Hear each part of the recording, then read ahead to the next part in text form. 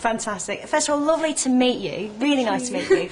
I think the release of the new DVD and the box set is a good excuse to look back, if you like. How do you feel when you watch some of those earlier movies? Are there any kind of things that you go, oh God, on my hair, or this or that? So many things. Like, just looking back at the earlier films, my voice is so much higher. It's so weird. And just everything, I guess. It's kind of like looking back at baby photos, but yeah, it can be quite embarrassing, definitely. But I guess I'm kind of used to it now. Just kind of, yeah, I'm just used to it, I guess. I think, you know, from an audience point of view, it's been one of the most interesting things for us, I think, watching you guys grow up. But, you know, I can imagine it must be almost like having home movies shown to the world. It's quite a personal thing, isn't it, to have out there in front of everyone? It is very strange that the world has literally watched me grow up. Oh, definitely. Yes, it is. But, you know, I guess that's one of the things that makes the series so interesting, I guess, and because you really are following people through a real journey. And yeah, I mean, they've certainly changed so much from the early movies as well, and I think it's quite unusual for an audience to be willing to allow that to happen. Often we want Mark II or Mark III, and we want just more of the same. Why do you think with Harry Potter we're willing to let it develop like that?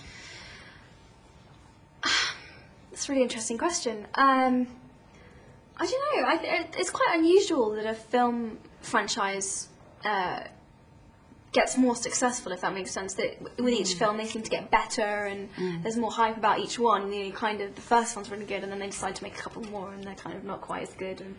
But with Harry Potter, they just seem to get better, and I think it is to do with the fact that we are growing up, and so our performances get better, for one. Well, I hope so anyway.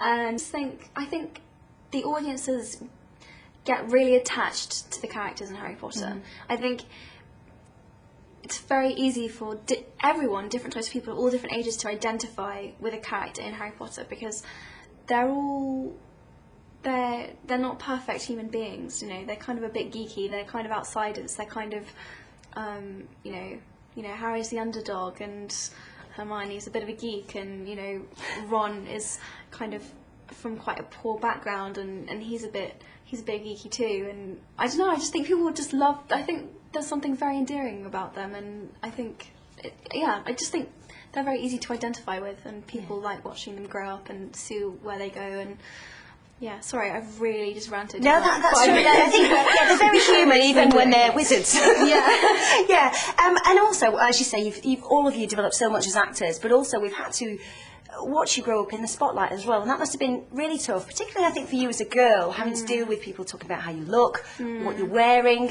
Do you feel that that's unfair, that, you know, as a woman you've got to put up with all that rubbish as well? Sometimes I do. Sometimes I'm just like, oh, can't, you know, I just get really kind of fed up with it, and it's hard being scrutinised quite so much, especially you know, from when I was so young, when I just didn't, you know, particularly want to be thinking about what I was wearing or what people were going to say and whatever. But I don't know, I just tried to keep fashion fun for me, and that's always what it has been, something that is fun, and just try not to think too much about what people are going to say about it. Or, just one last thing, I think everyone involved in the film has been great at letting you guys be yourselves, and Daniel's gone off to do various things, and you've kept your studies up, certainly. Certainly members of the public might say, well, she's making a mint, what does she need an education for? What do you say to them? I get that a lot. People are just like, why are you doing that? And I'm just like, well,